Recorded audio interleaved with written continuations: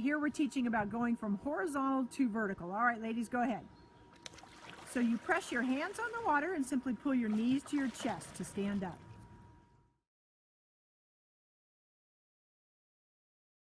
All right, so this is prone float with the trainer holding the board. The swimmer's not doing anything but floating and breathing in and out of the snorkel. So you can see that we've got great support from the trainer. Just a nice simple float on the water, breathing in and out of the snorkel. Okay, and now we have our swimmer just floating on their own with the board. So Anise is going to push off the wall and just simply float.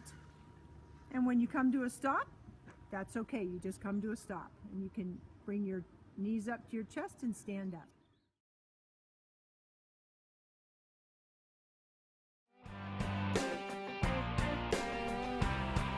Depending on the type of swimming you're doing, competitive, fitness, or open water, the ability to control your legs and keep them productive is very important.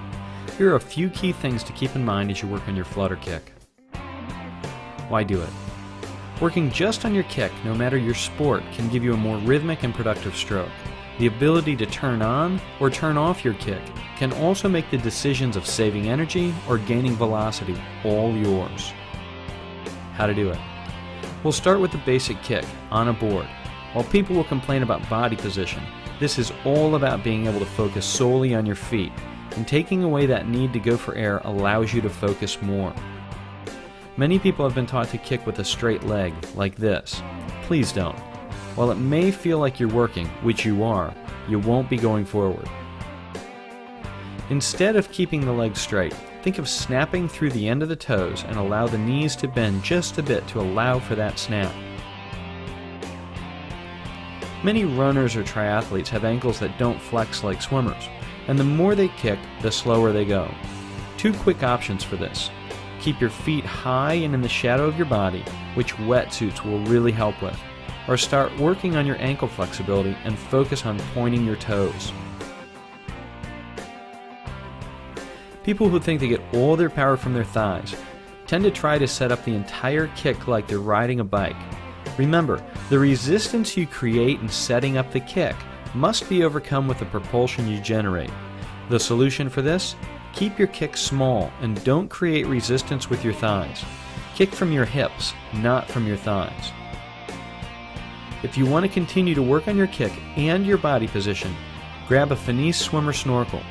You can continue to use the board if you need it, but hold it out farther in front of you and place your face in the water. If you feel comfortable without the board, just hold your hands in front about shoulder width apart.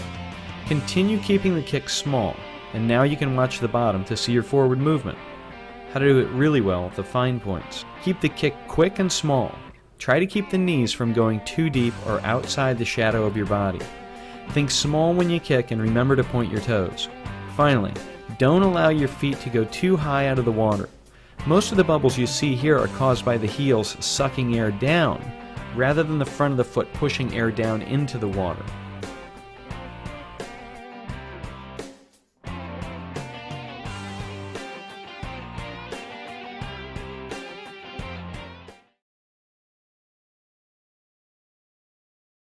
Now we're adding the element of kicking.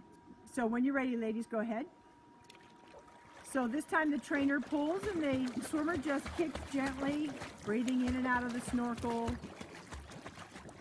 That's trainer-assisted prone kick. Right now we have our swimmer just launching on their own. Go ahead, Anise. And this is prone kick, holding the board out front, wearing the snorkel, breathing in and out, and just kicking along. Beautiful. All right, on this one we have our trainer holding the forearm of the swimmer. You're kicking along if you're the swimmer, breathing through your snorkel.